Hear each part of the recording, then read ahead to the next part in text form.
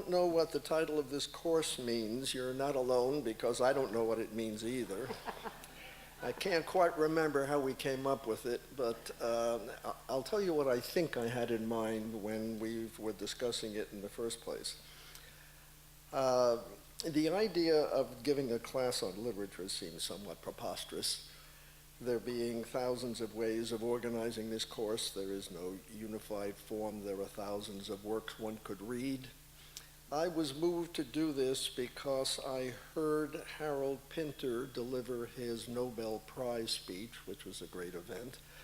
And in that speech, he distinguished between the way in which he writes when he writes prose, which is usually political prose, critical of the British Empire, and when he writes plays, and when he writes poetry.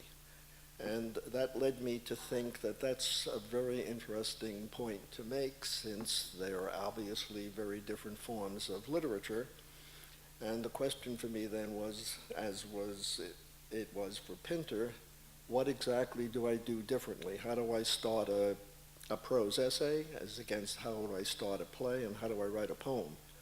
And that's part of what I want to do in this course. I want to take a number of different forms of literature. So we will read poetry, we'll read some of T.S. Eliot and Bertolt Brecht and Adrian Rich. We'll read some novellas. I have to take items that are readable in a week. So we will read Pinter, and we'll read Philip Roth, The Dying Animal. We'll read Thomas Mann, Mario and the Magician. We'll read some essays and speeches. Frederick Douglass, his famous 4th of July speech, Frederick Douglass, as I said.